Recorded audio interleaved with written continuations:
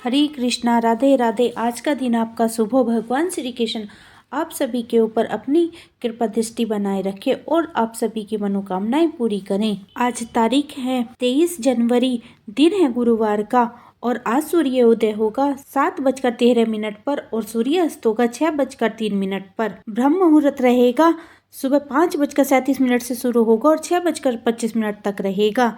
अमृत काल रहेगा शाम को 7:23 से शुरू होगा और 9:09 तक रहेगा। अभिजीत मुहूर्त रहेगा जो दोपहर में 12:16 पर शुरू होगा और 1 बजे तक रहेगा। राहु काल 2 बजे शुरू होगा और 3:21 तक रहेगा। और आज माघ मास का 10वां दिन है। आइए हम 10वें दिन की कथा का श्रवण करते हैं। यमदूत कहने लगे कि हे वैश्य, एक बार भी गंगा में स्नान करने से मनुष्य सब पापों से छूटकर अत्यंत शुद्ध हो जाता है। जो मनुष्य गंगा को दूसरे तीर्थों के समान समझता है वह अवश्य नरक में जाता है। भगवान के चरणों से उत्पन्न हुई गंगा जी के पवित्र जल को शिव जी अपने मस्तक पर धारण करते हैं। वहाँ ब्रह्मा जो संदेह रहित प्रकृति से अलग और निर्गुण है, ब्रह्मांड में उनकी समानता किससे हो सकती है। गंगा जी का नाम हजारों योजन दूर से लेने वाला नरक को नहीं जाता, इसलिए मनुष्यों को अवश्य ही गंगा जी में स्नान करना चाहिए। हे वैश्य, जो ब्राह्मण दान लेने का अधिकारी होने से भी दान नहीं लेता वह आकाश के नक्षत्रों में चंद्रमा के समान है।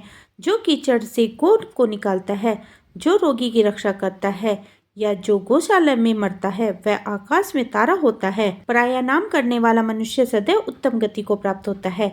जो प्रातः समय स्नान के पश्चात जो 16 प्राणायाम करते हैं वे घोर पापों से बच जाता है। जो पराई स्त्री को माता समान मानते हैं वह यम की यातना को नहीं भोगते। जो मन से कभी पर स्त्री का चिंतन नहीं करता वह दोनों लोगों को अपने अधीन करता है। जो पराय धन को मिट्टी के समान समझता है वह स्वर्ग को जाता है। जिसने क्रोध को जीत लिया मानो उसने स्वर्ग को ही जीत लिया है। जो माता पिता की सेवा देवता तुल्य करता है वह यम द्वार नहीं देखता और जो गुरु की सेवा करते हैं वह ब्रह्मलोक को प्राप्त होते हैं। सील की रक्षा करने वाली स्त्री धन्य है। सील भंग करने वाली स्त्री यमलोक जाती है। जो वेदों और शास्त्रों को पढ़ते हैं या पुराण और संहिता पढ़ते हैं और सुनते हैं तथा जो स्मृति का व्याख्यान और धर्म शास्त्र समझते हैं, जो वेदांत में लीन रहते हैं वह पाप रहित होकर ब्रह्मलोक को प्राप्त होते हैं। जो अज्ञानियों को वेद शास्त्रों का ज्ञान देते हैं वे देवताओं से भी जित होते हैं। यमदूत ने कहा कि वैसे श्रेष्ठ यमराज ने हमको वही आज्ञा दे रखी है कि तुम किसी वैष्णव को मेरे पास मत लाओ।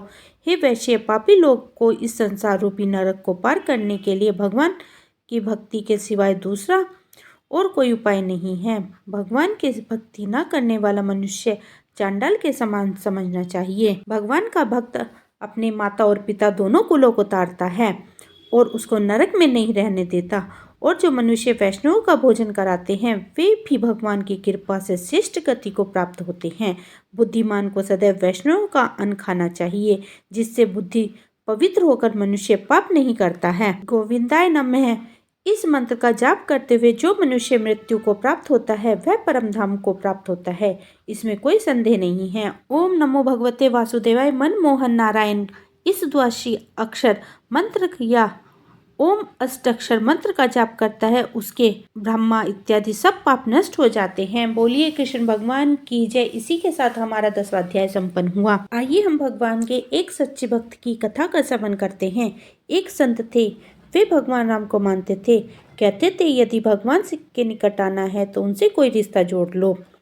जहाँ जीवन में कमी है वहीं ठाकुर जी को बैठा दो, वे जरूर उनसे संबंध निभाएंगे। इसी तरह संत भी भगवान राम को अपना शिष्य मानते थे और शिष्य पुत्र के समान होता है, इसलिए माता सीता को पुत्र वधू के रूप में देखते थे। उनका नियम था रोज मंदिर जाते और अपनी पहनी हुई माला भगवान को पहनाते थे। उनकी यह बात मंदिर के लोगों को अच्छी नहीं लगती थी। उन्होंने पुजारी से कहा, ये बाबा रोज मंदिर आते हैं और भगवान को अपनी उतरी हुई माला पहनाते हैं। उन्होंने पुजारी से कहा कि ये बाबा रोज मंदिर आते हैं और भगवान को अपनी उतरी हुई माला पहनाते हैं। उन्होंने पुजारी जी से कहा कि वे बाबा का इस बात का विरोध करें। अगले दिन बाबा मंदिर आए और पुजारी जी को माला उतार कर दी तो पुजारी जी ने माला भगवान को पहनाने से इनकार कर दिया। साथ ही कहा कि यदि आपको माला पहनानी है तो बाजार से नई माला लेकर आएं। ये पहनी हुई माला ठाकुर जी को नहीं पहनाएंगे। वे बाजार गए और नई माला लेकर आए। आज संत मन में बड़े उदास थे। आज जैसे ही पुजारी जी को वह नई माला भगवान श्री राम को पहनाई, तुरंत वह माला टूटकर नीचे गिर गई। उन्होंने फिर जोड़कर पहनाई, माला फिर टूटकर नीचे गिर गई। ऐसा 3 से 4 बार किया, पर भगवान ने वह माला स्वीकार नहीं की। तब पुजारी जी समझ गए उनसे बड़ा अपराध हो गया है और पुजारी जी ने बाबा से क्षमा मांगी। सीता जी को बहू मानते थे, इसलिए जब भी मंदिर जाते पुजारी जी सीता जी के विग्रह के आगे पर्दा कर देते थे। भाव ये होता था कि बहू ससुर के सामने सीधे कैसे आए, और बाबा केवल श्री राम जी के ही दर्शन करते थे। जब भी बाबा मंदिर आते तो बाहर से ही आवाज लगाते, पुजारी जी हम आ गए हैं, और पुजारी झट से सीता जी के आगे पर्दा कर देते। एक दिन बाबा ने बाहर से आवाज लगाई, पुजारी जी हम आ गए। उसी समय पुजारी जी किसी दूसरे काम में लगे हुए थे, उन्होंने सुना नहीं। तब सीता जी ने तुरंत अपने विग्रह के बाहर आई और अपने आगे पर्दा कर दिया। जब बाबा मंदिर में आए तो यह देखकर पुजारी जी को बड़ा आश्चर्य हुआ कि सीता जी का विग्रह का पर्दा तो लगा हुआ है। पुजारी जी बोले, बाबा आज आपने आवाज तो लगाई ही नहीं। बाबा बोले, पुजारी जी मैं तो रोज की तरह आवाज लगाने के बाद ही मंदिर में आया था। यह सुनकर पुजारी जी और बाबा समझ गए कि सीता जी ने स्वयं अपने विग्रह के आगे पर्दा किया था।